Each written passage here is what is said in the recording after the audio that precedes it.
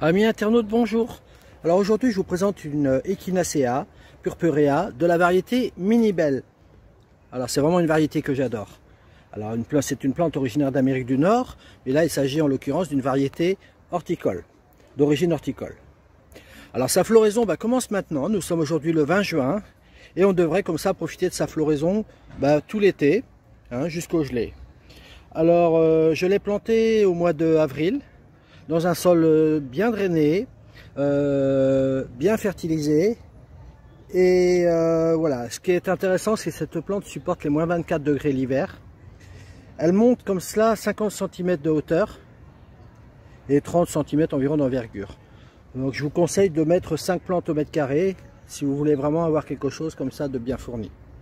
Voilà, écoutez, on va suivre ensemble l'évolution de cette plante, voir comment on l'entretient sur une année, et on se dit donc à très bientôt.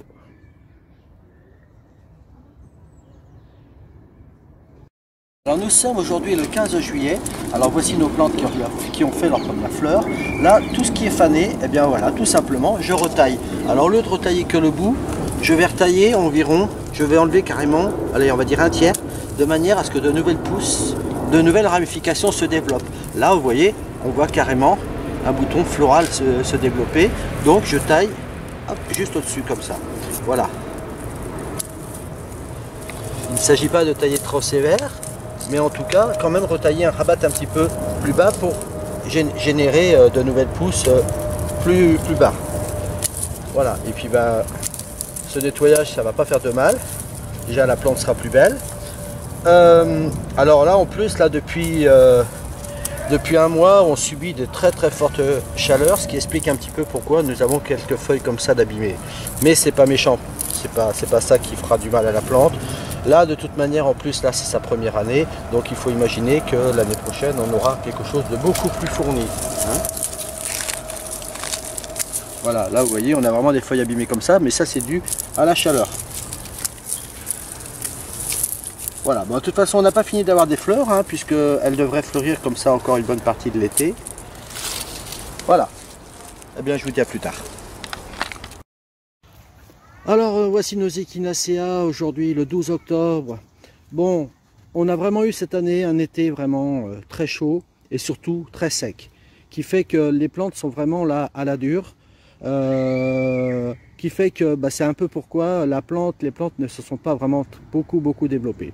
Il n'empêche que elles se sont quand même bien installées en terre, ces racines sont là, ce qui veut dire que le printemps prochain, nous devrions voir revenir de nouvelles pousses qui devraient être encore plus résistantes à la sécheresse et à la chaleur, qui fait que l'été prochain, j'ai bon espoir d'avoir quelque chose de bien plus fourni et surtout de bien fleuri. Donc écoutez, on se dit à plus tard pour voir l'évolution. Alors nous sommes aujourd'hui le 27 août. Alors voilà, cet été on a vraiment quand même un été vraiment particulièrement chaud, très ensoleillé, qui fait que les plantes ont un petit peu de mal à se développer. C'est pas faute de les arroser régulièrement. Alors pour l'instant, voilà ce que ça donne. De toute manière, il est clair que c'est au bout de 2-3 ans que vraiment nos plantes vivaces vont donner vraiment de leur plus bel effet. Alors on se contente de ça pour l'instant. Bon, on continue de couper les fleurs comme ça qui sont fanées. Des ramifications se redéveloppent. Donc j'ose quand même espérer qu'on ait encore d'autres fleurs d'ici l'hiver. Alors voilà, écoutez, on continue, on laisse pousser et puis on se dit à bientôt. Alors nous voici le 28 décembre. Les plantes ont subi quand même quelques températures négatives, ce qui est normal pour la saison. Du coup évidemment il n'y a plus de feuilles, il n'y a plus rien. Donc ce qu'on va se contenter juste là, c'est de recouper environ une quinzaine de centimètres de hauteur. Ça ne sert à rien de couper trop bas, de manière à ce qu'on puisse toujours bien identifier que ici une plante est présente. Il ne s'agit pas du coup de replanter autre chose à sa place. Voilà, donc simplement se contenter comme ça de tailler à environ 15 cm. Voilà, eh bien écoutez, on se revoit plus tard. Alors nous voici aujourd'hui le 24 avril et il est temps pour nous là, tout simplement, de couper toutes ces anciennes tiges pour laisser place à cette végétation qui, je l'espère bien, cette année, nous donne une multitude de fleurs.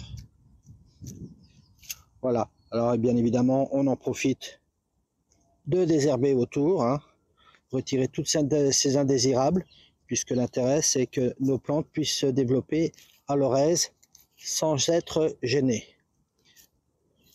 Voilà, allez, à plus tard. Alors, nous sommes aujourd'hui le 13 mai.